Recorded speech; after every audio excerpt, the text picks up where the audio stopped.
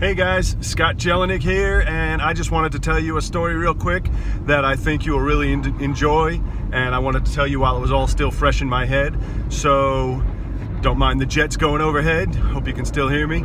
So anyway, I had an appointment yesterday, and this was an inheritance, and it was a great appointment. The guy I met there actually wasn't the one who inherited it. It was his wife's family home. So his wife and her two sisters inherited the home. But he was the one who met me because he was the most knowledgeable in the area and all. So anyway, he meets me at the house, and he shows up, and he's wearing a Chesapeake Department of Sanitation shirt, and he just got off work. He works at the dump. I don't think they call it the dump anymore. What do they call it? Landfill. He works at the landfill, I guess. I don't know what exactly he does there. Anyway, so we ended up working out a deal on the house, but we couldn't sign, obviously, because he wasn't the one who inherited it. I had to go and meet with his wife and the sisters, which is what I just finished doing today. So he gives me the address, and I go out there this morning to meet with them. And when I pull up at the house, this was about a 5,000 square foot, beautiful, huge custom-built home that he built on 47 acres. Absolutely beautiful. So it led me to naturally have a couple questions. And I tried not to pry, but so much. But, I started asking, questions. Well, first off, I didn't tell you. So yesterday during the rapport building, I found out he was retiring in 4 months. He retires. He's been with the Department of Sanitation for 30 years. He's only 50 years old. He started when he was 20. He's been there 30 years in 4 months, and he's retiring. He's got a pension and yada, yada, yada. So anyway, so today, so now I know he's been there 30 years and he lives in this beautiful house. And so I had to start, I was trying to casually, so what else do you do? Do you do anything? And, basically I'm trying to find out, how do you afford this beautiful house on 47 acres, custom built, and you work at the Department of Sanitation, and his wife's a school teacher. And school teachers don't make any money. Well, through our conversation, I started prying a little more, and then he started telling me, he says, Scott, I'm going to tell you, I have 20 houses, all free and clear, all in the Virginia Beach area, Aragona, Princess Anne Plaza. If you don't know the areas, it doesn't matter. They're all the median price around here. They range about 180 to 220. So quick calculations in my head, I'm like, this guy is worth at least $4 million, not to mention his house, which he said is also free and clear. So a lot of questions came up. First off, I started asking, I said, well, why do you still work here? He says he brings in, on average, $18,000 a month from his rentals. Now, I don't know what he makes at his job, but I can guarantee it's probably $50,000, $60,000, $70,000 a year.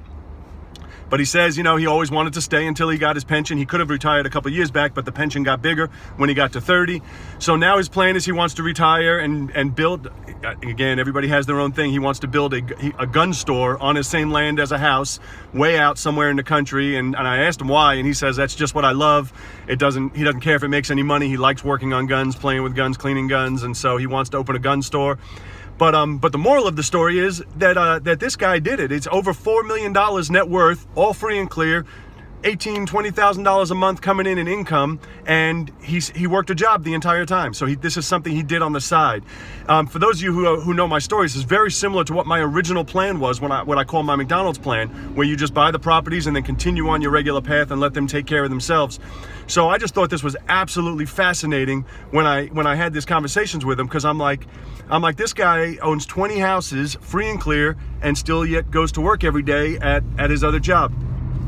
So the last question that I had to ask him because he knows this business, he's done some rehabs in his life, he didn't really like it, but I had to ask him, I said, well, I got a question for you. You know what this house is worth, the one I'm buying.